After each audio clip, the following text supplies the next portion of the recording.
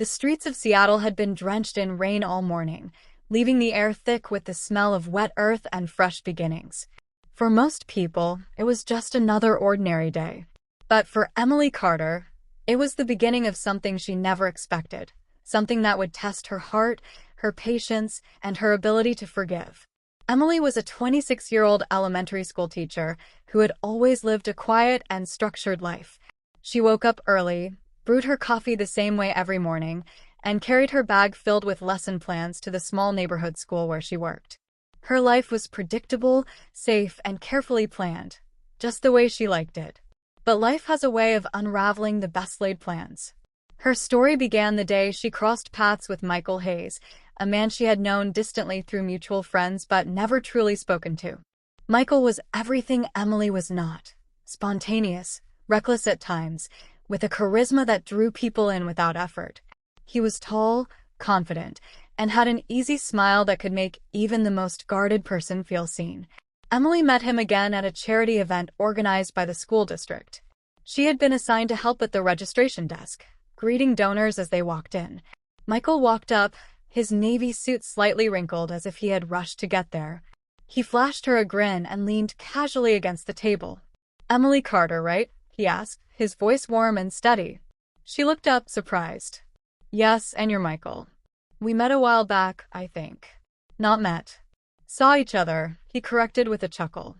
"I would have remembered if we actually talked." That was the start of it. A conversation that felt effortless, natural. Emily wasn't used to people like Michael, people who made her laugh without trying, who looked at her as if every word she said mattered. She told herself it was just small talk at an event. Nothing more. But Michael didn't see it that way. From that night on, he showed up in her life in ways she hadn't expected. A message here, a coffee waiting on her desk in the morning when she got to school, small notes that reminded her she was being thought of. Emily wasn't sure what to make of it. She had been hurt before, years ago, by someone who had promised forever and left her with broken trust.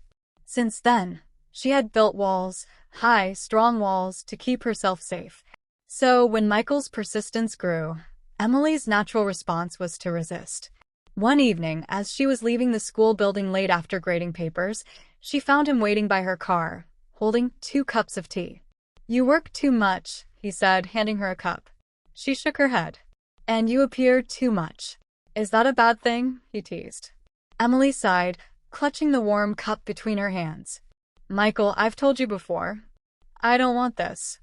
I don't want you showing up everywhere. Please stop." Her voice was firm, but not unkind. She wasn't angry, just scared.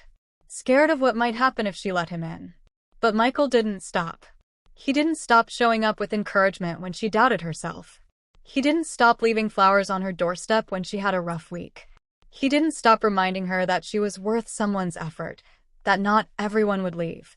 He was determined, but never in a way that crossed her boundaries. He listened when she needed space, but he always returned, like the tide, steady and unshakable. And slowly, Emily's heart began to betray her fear. There was a night that defined everything. It was late autumn, the air crisp and the leaves turning gold. Emily had caught the flu and had stayed home from work. Wrapped in a blanket, she barely noticed the knock on her door. When she opened it, Michael was standing there, holding a bag of groceries and homemade soup.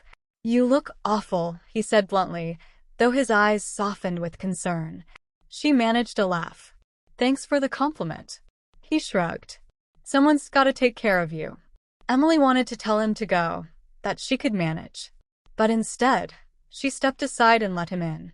For the first time, she realized how comforting it felt to not carry everything alone. From then on, something shifted between them. Emily began to trust him in small ways, accepting rides when her car broke down, answering his calls late at night when she couldn't sleep, and letting him into stories from her past that she had never shared with anyone else. But trust doesn't erase fear overnight. One evening, after a long day, Michael asked her why she always hesitated when things seemed to go well between them. They were sitting at a small cafe near the pier, the lights of the Ferris wheel reflecting on the water. Emily stared into her coffee, her hands trembling slightly. "Because I begged someone once before to stop," she whispered. to stop making promises, to stop breaking me little by little. And he never stopped. He just kept hurting me until I had nothing left. Michael's jaw tightened. He didn't push her for more details. Instead, he reached across the table, placing his hand gently over hers. "I'm not him," he said simply. Tears stung her eyes. She wanted to believe him. Days turned into weeks, and weeks into months. Michael's consistency slowly began to dismantle the fortress around Emily's heart. She realized that when she asked him to stop now, it wasn't because he was hurting her, it was because she was afraid of how much he cared. And yet, he never stopped showing her that love didn't have to mean pain.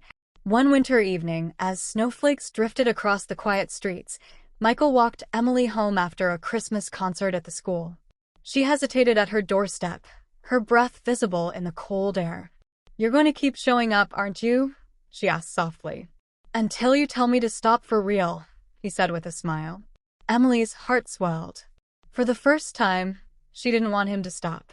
She realized that what once terrified her now gave her hope. And so, in the stillness of that snowy night, she let go of her fear and whispered the words that had been building inside her for months. "Don't stop, Michael." His arms wrapped around her, warm and steady, as if he had been waiting all along. Their story wasn't perfect. It was filled with challenges, doubts, and the ghosts of past heartbreaks. But it was real, and it was theirs. Emily had once begged someone to stop because love had only ever brought her pain. But with Michael, she learned that sometimes, when someone refuses to stop loving you, it can heal the very wounds you thought would never mend.